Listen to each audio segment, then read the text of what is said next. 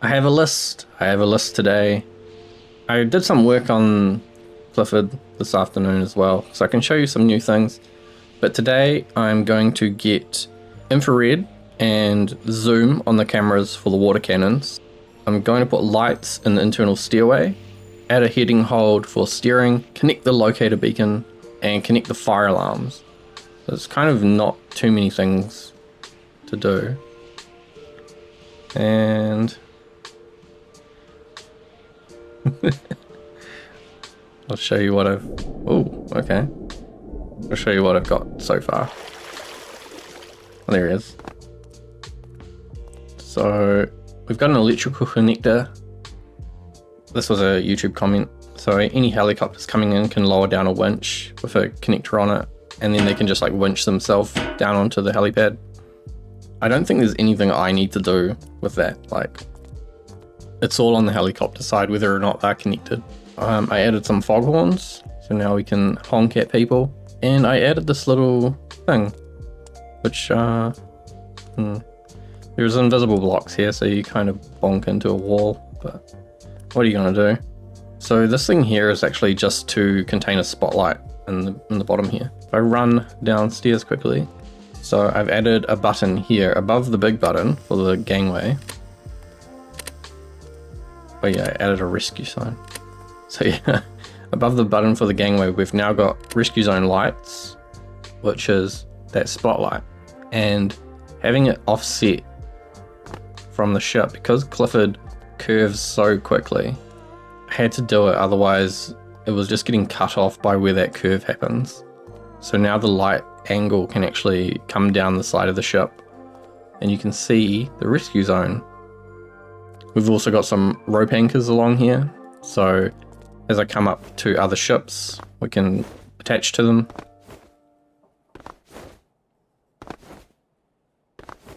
And then in here, along with the rescue zone lights, which is a push to toggle, so I can put it up in the bridge somewhere if I want to, we have a cut ropes button, so that will disconnect all those rope anchors on the outside there. We've got a rope blocker now. It's just loaded with ropes. Okay, so now first thing to do is get these water cannon camera zoom. So I pulled out the water cannon microcontroller, and I'm going to extend it lengthways. So I'll need 4 nodes for this. I'll need 2 FOVs and 2 infrareds. We're going to have left cannon. We'll do FOV first, and then we'll have left cannon, I'm just going to say IR, infrared. And so these will be on and off outputs, and these ones will be number outputs. These shouldn't be that complicated, I hope. So I come up to the camera, I can connect that to the field of view, and then infrared mode, left cannon, right cannon.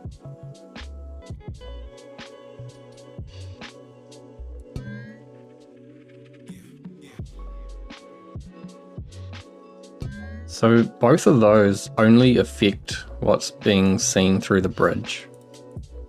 So from the seat, we are reading comp channels 1 and 2. So yeah, we're reading WASD plus 31, which is spacebar. So over here, where the comp comes out from the seat, we should also just be able to read up and down. And I need another number because I can't use space. I might read it off the panel. So it's an instrument panel on the dash that controls that. So from here, we will read channel 1, 2, 3, I think it'll be channel 4. And then that will go into, I think we'll do another threshold. I can reset it if it's a threshold. We can connect this reset to just to this reset button that's on the dash. And then this goes out to somewhere. We've got some new number nodes somewhere. So this is for the left cannon FOV. We'll say that the minimum for this is 0 and the maximum might as well be 1. And then from the seat panel, let's have a look at what that's like, because it's already one instrument panel. So we'll just need to put another one beside it, which is good because I need to fill up that space with something. It looks like it's just going in and out. Yeah, in and out of the same thing. So here we can just have it needs to be a push button so that I can reset it. We'll have an arrow pointing to the left for left camera IR, and then an arrow pointing to the right for right camera IR.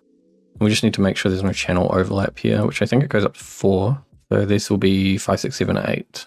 I'm not sure what I should put on those 2 bottom spots. Could be indicators to say that the IR mode is on, or could be dials to read out the what the FOV is.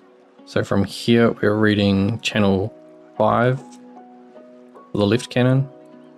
The cannon, the IR for the cannon can go down by the panel.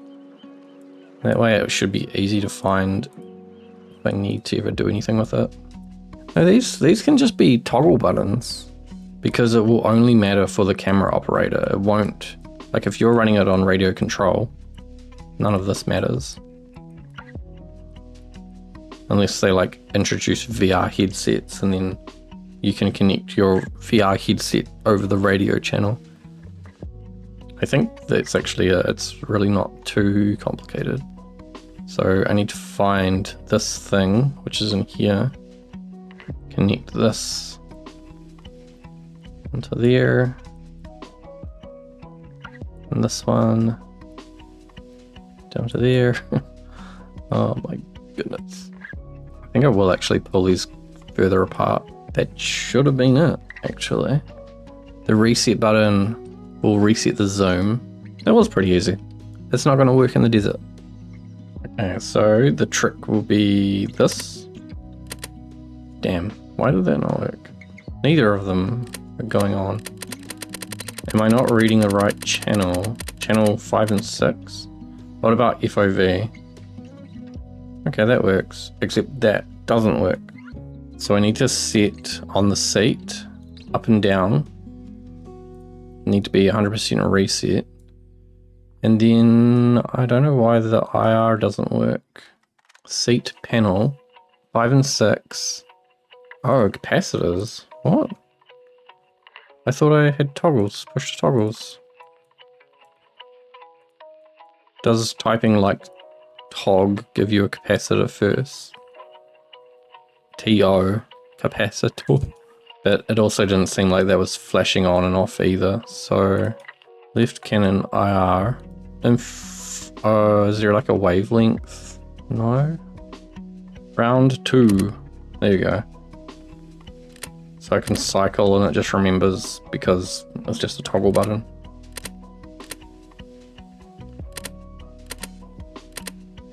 It is quite helpful. Then we can zoom in, zoom out. Yeah, I don't like the zoom on this though because you can just like go forever. And this also means the reticle, little crosshair thing, becomes less useful. It's kind of like you want the camera's tilt to go down when you zoom in, so that it's always looking at where the water's going. Weird issue to have. I don't think I'll do much about that though. I am going to change, I think it'll be in the microcontroller. I'm going to change the increment value on WASD, which will be pitch and swivel, yeah.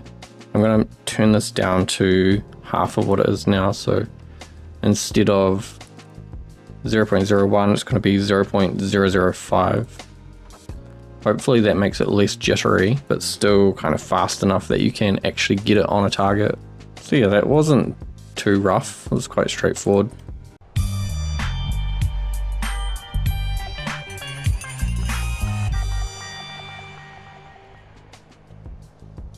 Moving along, we need lights in the internal hallway, in the internal stairway.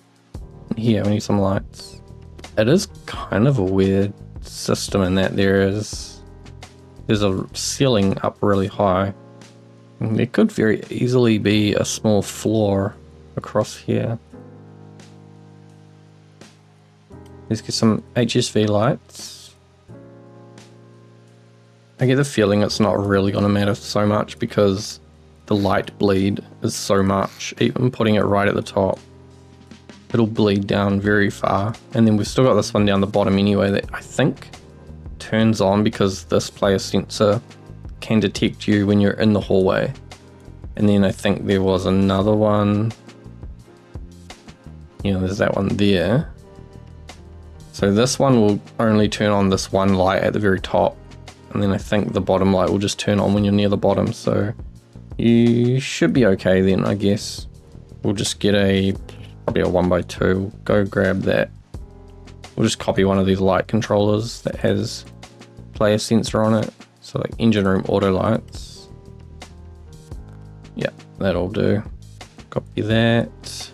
We better call this like internal stairway top auto lights. Got a player sensor, blah, blah, blah, blah, blah. Yep, that's all easy peasy. This one. And then the light is right beside it.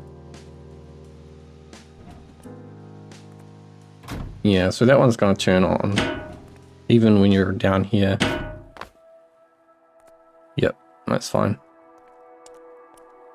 Let's check it with nighttime.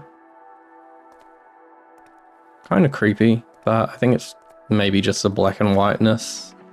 How everything's black underneath and white on top. It gives off this artificial shadow, or like increases the feeling of everything being in shadow. And I guess this floor needs some automatic lights as well. But anyway, stairways, done. Oh no, it turned off. Turn on. Maybe I can increase the range of the player sensor and I'll change it to a hemisphere. I bet it's already on a hemisphere. What's it on? Yeah, we'll go to a sphere and max it out. Then it will just detect everyone everywhere.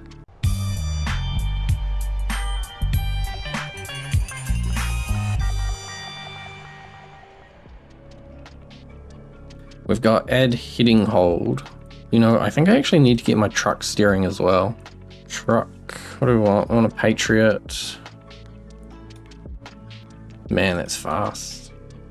Wow. Zoom. Okay, where does this go to? I think it's this thing. Steering inverted. Channel 1. Where's it getting the speed? Okay, speed sensor goes into Y and the steering goes into X. Speed sensor into Y, steering into X. Okay, we take this, copy this.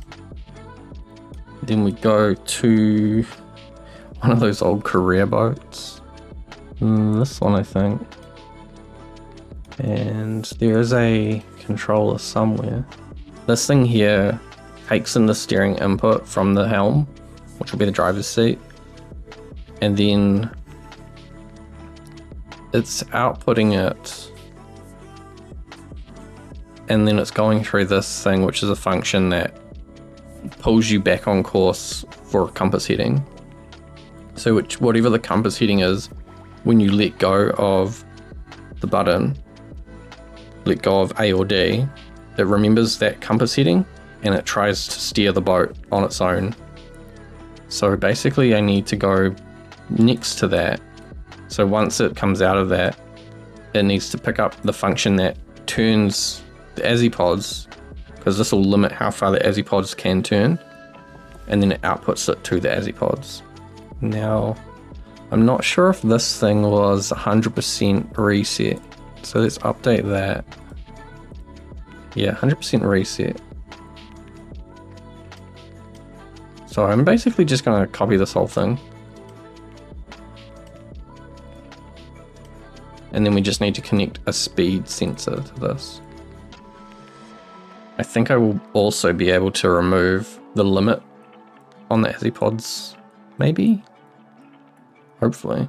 We'll just put this here for now until I figure out how I'm doing it. I just need one more node on it for speed sensor.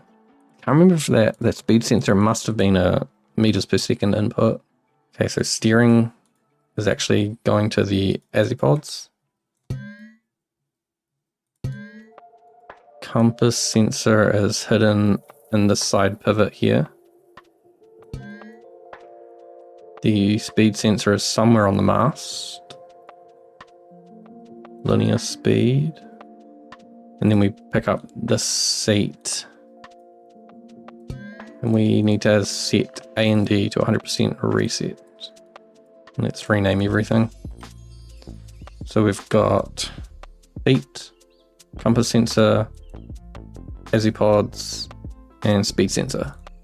And so now there's no limiter on how far the AziPods can turn, because there was a limiter somewhere. We probably need to actually turn it on and get it going. But if we're stopped when I turn, we should be able to go all the way. This is a problem because the speed is connected to the direction we're going. So if we're going sideways like this, it's okay to turn this much, but the speed output needs to be less as well. So we should probably invert the speed, the throttle output to the clutch from the speed that we're detecting. I don't know if that made any sense. I think what I want, instead of a speed sensor, I want a throttle input. So as the throttle gets really high, that the steering becomes limited, because the speed won't matter. It'll be the power that we're sending out. We should probably get away from the dock, to be honest.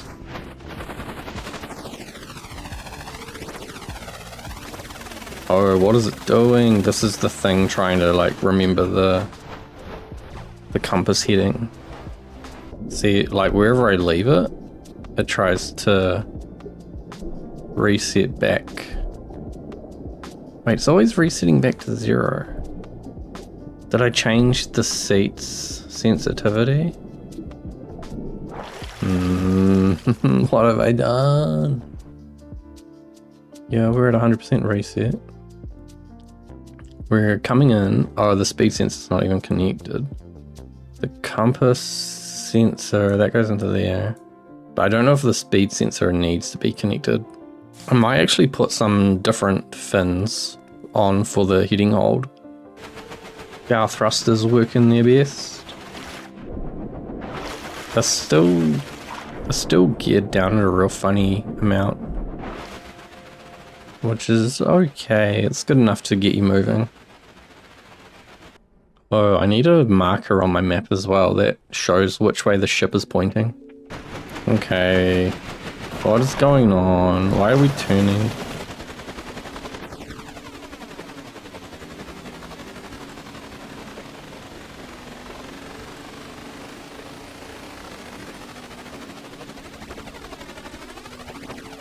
What is going on? Why did this work on that other boat?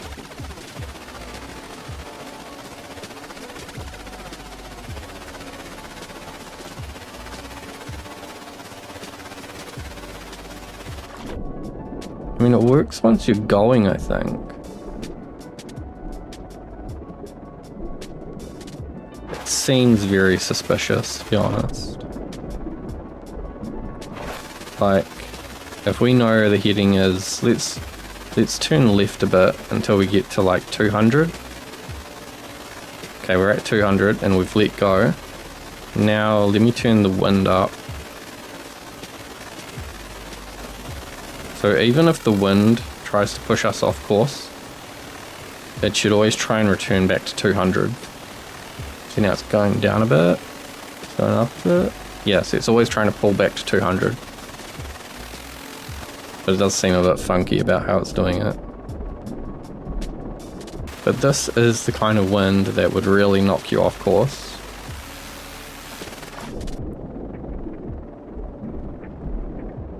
Oh man, I think it's too violent with AziPods, that's what it is.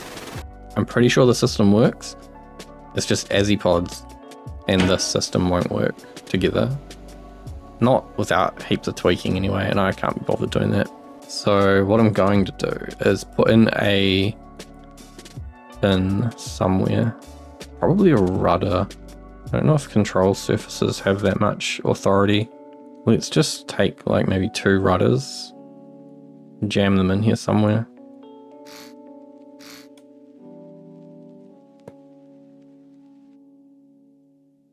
Hopefully that'll work. And then I'm going to split this out.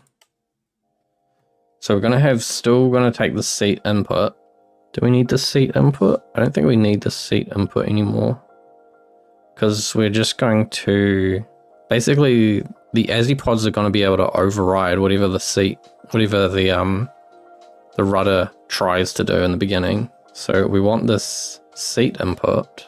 If we use this counter, then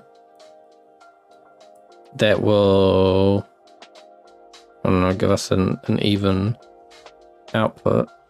And then we need another node, which will be connected to the rudders, which we'll have to call, yeah. So that will go into there. So basically we've split it in 2 completely different sets. The rudders are doing the heading hold, and the ASIPods are doing speed controlled turning. So they can turn a lot at low speed and not much at high speed. So anyway, let's connect those rudders. I think they're the right way. I'm pretty sure it's positive on the right. So we're not moving fast. I can turn the ASIs all the way.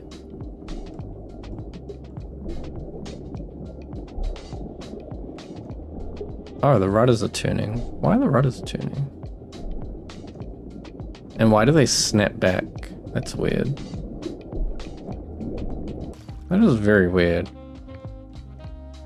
Maybe because we're not moving?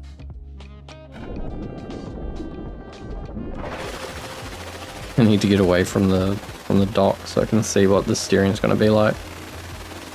See, even it's designed for a truck, right? So even at a high speed, it only, well, no, okay. The problem is ASIPods have so much control authority, even at the lowest amount, right?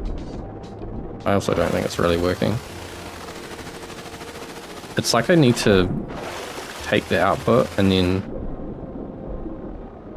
chop it up even more with the function. Okay, well, let's say this is the direction we want to go. The direction we want to go is hitting 148. Give it some wind. See if those rudders don't seem to be doing anything. Or I think maybe they're even turning in the wrong direction. They're actively helping to turn the ship in the wrong direction. I do want a heading hold, but it doesn't seem like it's working. And the steering dampener thing doesn't work. Let's spawn this boat and see if it actually works.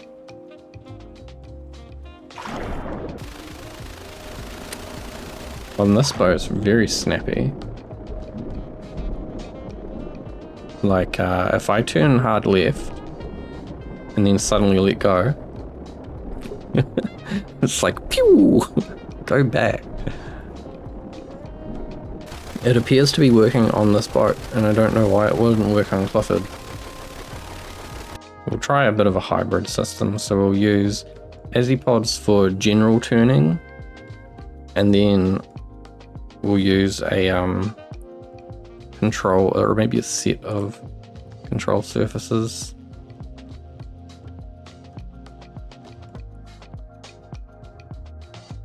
Okay, so this one will be connected to the heading hold steering, which will still turn the boat normally because it's connected into A and D steering anyway.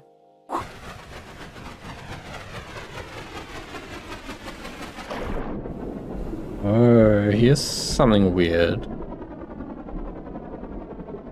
So this fin is working, I guess. But if I use the bow thrusters and don't input any A and D, then it just thinks it thinks you should head back to the original position. So it's like, I think I need a threshold. I need to check what the bow thrusters are doing as well, because it's taking any input. Basically, the system is checking for any break of user input. When the user stops inputting, the heading hold takes over. So it's not checking for bow thrusters at the moment, so it doesn't recognize them as player input. And right now it's really trying to pull to the right. So this feels way too sensitive anyway.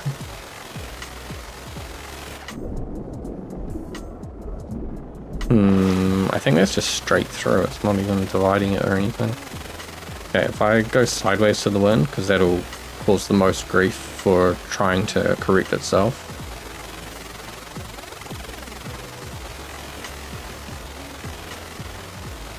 So the heading should be 260. 255. Let me go get in the crane, because if I can... It's gonna be rough. Not bad! Oh, that's not painted.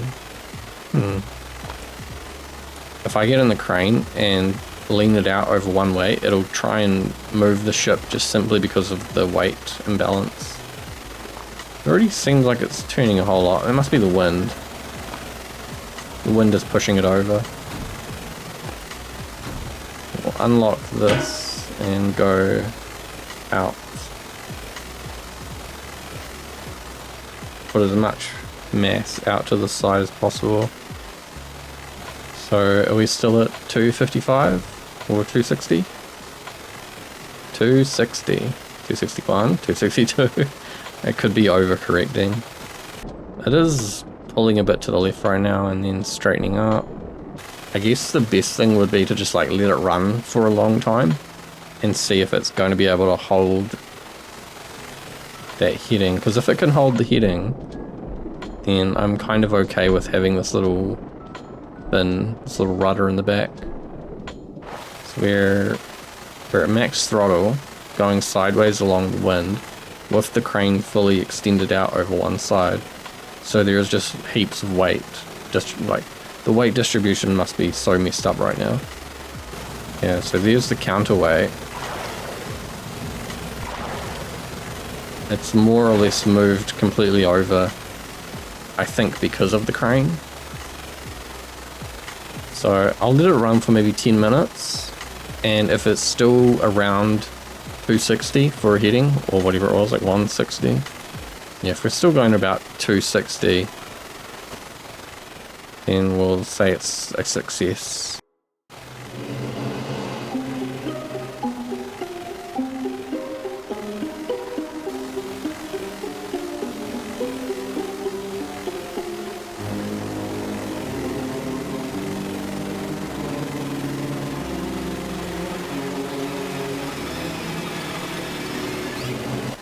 Been running for about maybe like 5 minutes.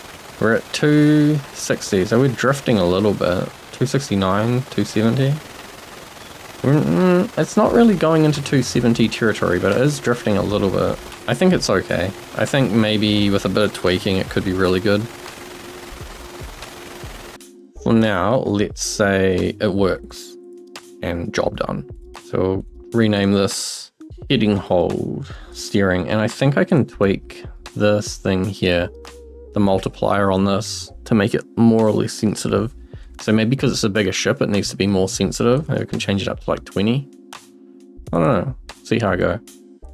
And then with this other one, the normal steering, it seemed like it was just out of control, because it is out of control.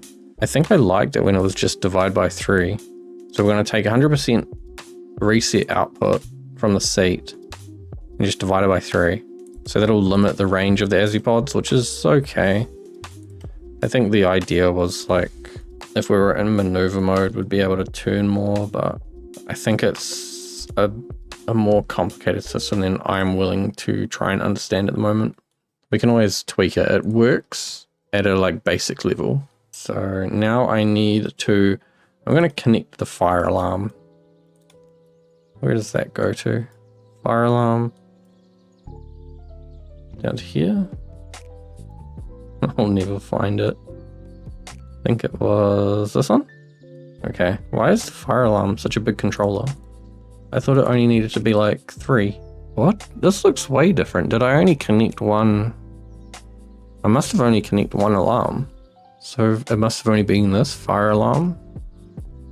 Flip the switch and then it pulses into the ore, which turns it on, and then the master resets.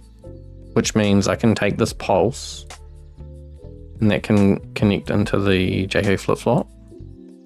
And then I just need a big thing that picks up every composite. So if we get rid of fire alarm 2 and we just say fire alarm chain, we'll move the fire alarm and then drop the length down. I'm wondering if we could just pick up channel 1, because if any of them send a channel 1, I don't know if that works. Does that work? Because you can only have...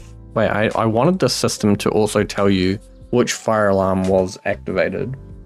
So we will need to check every channel of fire alarm.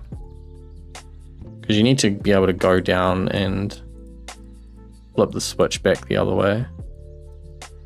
So for now I've connected 8. Now let's go and find fire alarms. We'll start at the engine room, because I know there's one back here. This one will be... Oh no. Which is it on?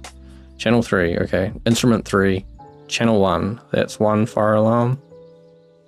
Then here's another fire alarm. This will be 2. Then we go into the hallway and we've got a whole bunch in here. 3, 4, 5. Why is it so many? 6. There's probably should be more in the hallway in the stairwell. So that was 6. This one will stay. This can be 7. And then there's one up here which can be 8. Okay, we'll go into the galley. I think the galley's got one here. We've got 9. Is there another? There's another one. Oh man, maybe I got carried away with this. 10, 11, 12. I probably should put one down here. Maybe I'll just do that. I think we're up to 13. Let's just go with 13. So we have the ability to take 16, which I think is probably too many. Wait, that's not right. Isn't this 8? 7, no, we can take 15. Oh, what? 1, 2, 3, 4, 5, 6, 7, 8, 9, okay. 9, 9, 9, 10, 11, 12, 13. This one, fire alarm. The fire alarm doesn't need to output anything, so wherever this goes to, needs to like chain off to every other one. So I think we'll go to the engine room first.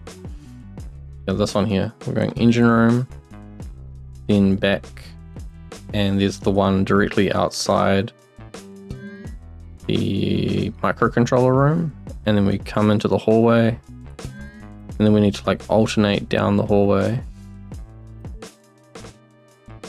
I'm just looking for the flip switches.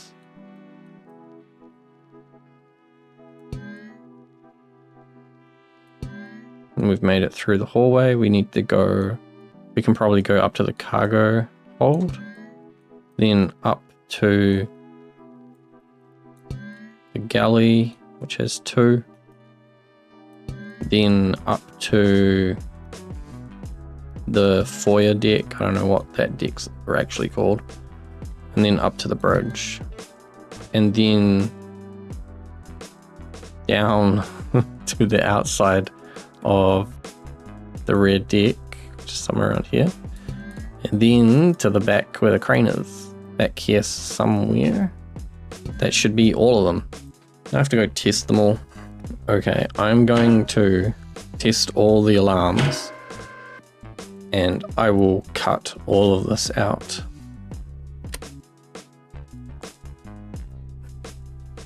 it doesn't work. Fire alarm. This goes to the buzzer, I think. This one? Buzzer, okay. If this was the last one I connected, if this works.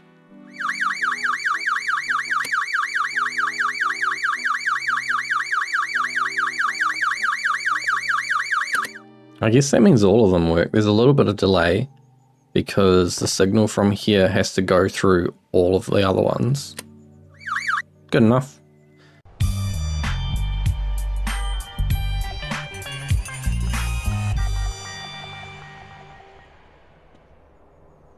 Now, last thing today is the locator beacon, which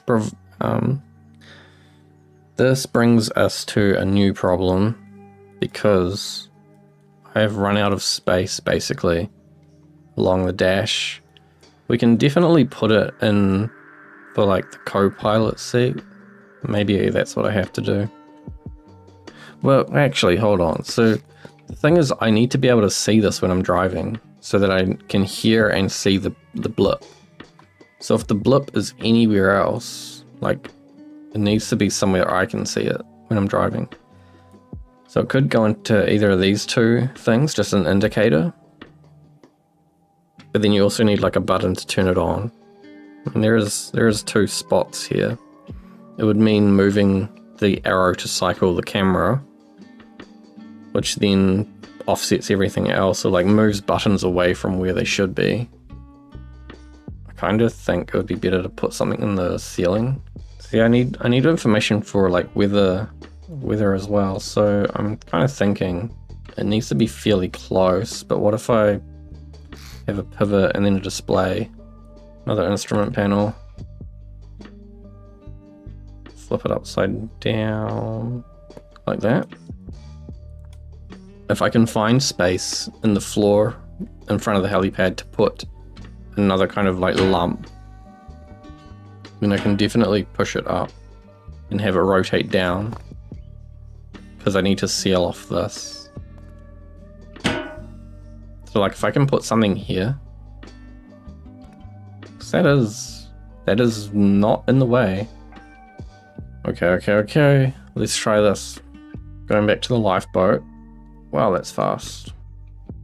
So this kind of display here in the lifeboat was really good. Is really good. Look how fast the game goes. Madness. Oh, I need the XML stretch block as well. Look at everything. Zoo! It's so fast. And then you come back to Clifford, and it's like, this is my normal speed now. I'm kind of thinking it could just be within these two lights, and that way it's kind of visible for both the driver and the not the driver. Take this bit and then like center that. So now my like display, and I've got instrument panels on both sides. It's all centered. That will fold down, which can be hooked into this pivot, I think. Which is, 0.59. I think it was something very specific on the lifeboat as well. Oh, I've got there's another slot there. If I can fill it up, I will. It's like, I need to cut this pivot, move it across so that it's all like symmetrical. Okay, and then all of this needs to be covered up, which is, I think, where the staircase actually, that could be bad. Let's put a wedge across it.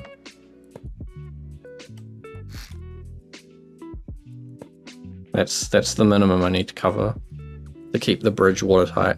And the bridge is also connected to the stairway, which is connected to the crew hallway. There's a lot of buoyancy though I'd lose if that became not sealed. And it all depends on how far this staircase wants to go out.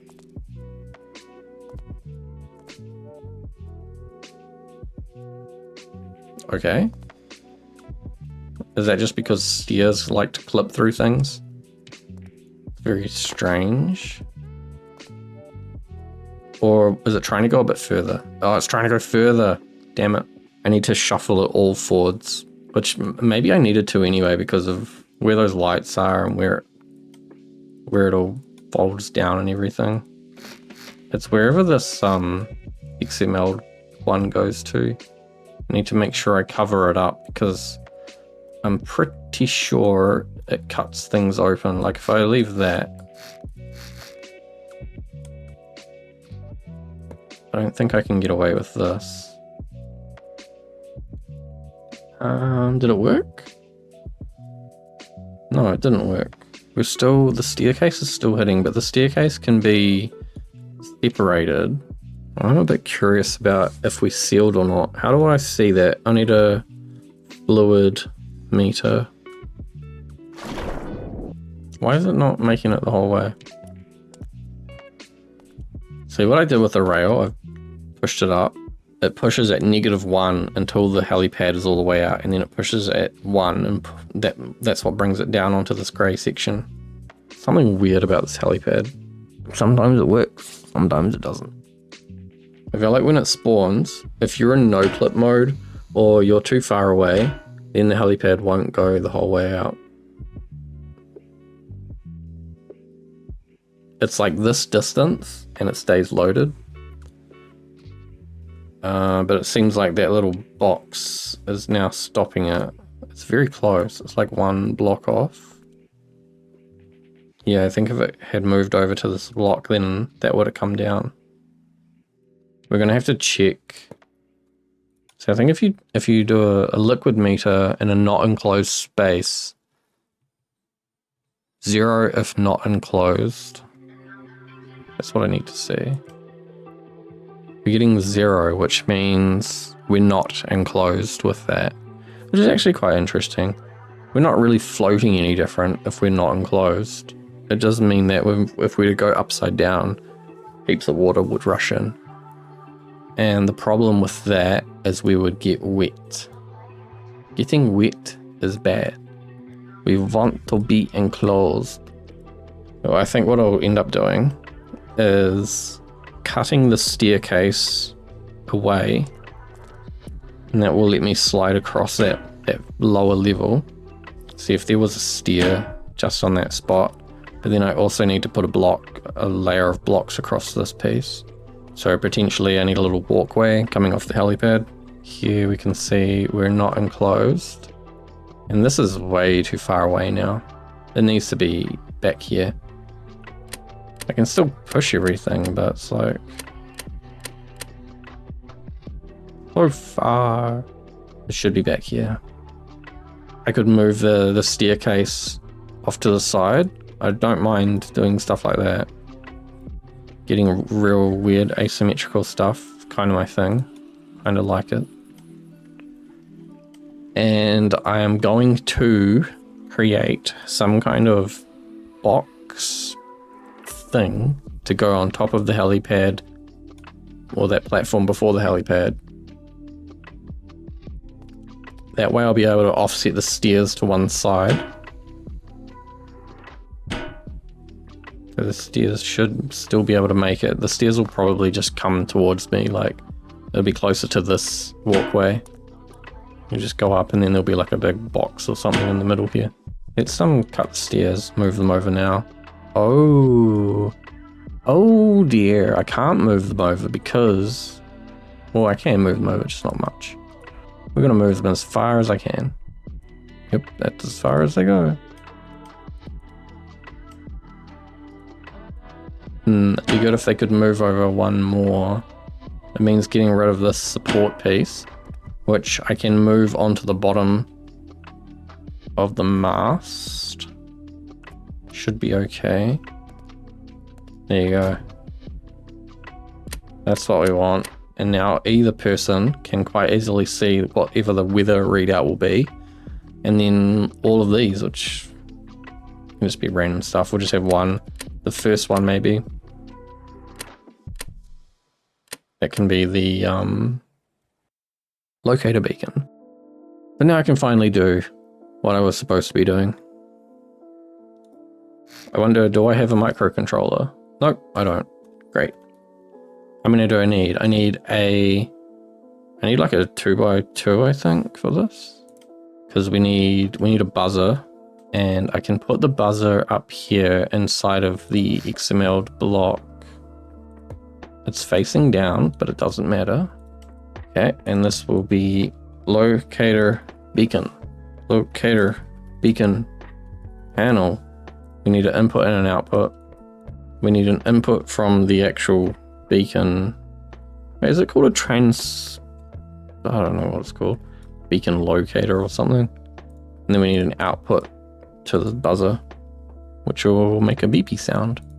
When flip switch is turned on. Wait, do I need another? How does this work? Here's the beacon, active and transponder pulse. I need the pulse in and the active out. I need another thing. Transponder pulse. And so the beacon locator is an output. That's what that does. When you flip the switch, it turns it on. Then we receive the pulse back in on channel 2. And the pulse also pulses the buzzer. So it's going to pulse the light and the buzzer. This very first one here, this will be beacon pulse. And this is on channel 2. And then I think this flip switch will be on channel 1. And that is the locator beacon. Beacon, only one beacon. We go from here to here, from here to there, from buzzer to there. Locator goes to this one, and pulse goes to that one. Okay. I think I should probably try and clean this up while I'm here. Need to like paint all this invisible stuff. So I won't be able to paint the pivots because the pivots are seen from the other side. I will be able to paint the inside bits. Let's just paint it red for now. I need a little box that can cover that. And then I need to take these bits and they go up here somewhere. There's a gap of 3. 1, 2, 3. Okay, right at the back. 1, 2, 3. Okay. Oh wait, no, that doesn't let me move the stairs. I thought that was gonna let me move the stairs. Damn. Okay, we need a new approach. I'll think about how I'm gonna get around these stairs. The stairs can go in sort of any direction, but they just need to avoid this box. And then I need to do some decorating to make this box disappear. Yeah, I got everything that I wanted to get done, I think, most of it. It's mostly there. There's still quite a few things left on my list, and it's mostly lure related. So I want to get this released for the weekend, but what I might do is go for a bit of a community multiplayer sea trial test with Clifford. So sometime towards the weekend, maybe on Friday or Saturday, I'm gonna see who's available in my Discord, and we'll probably try and get maybe 4 or 5 people to join and see if this can actually work in a multiplayer server or just connect it to my computer. See if we can run a crew and if it works, and then we'll find out more what goes wrong and what works, and then we'll have another list of things to fix. So yeah, thanks for watching. I'll see you next time.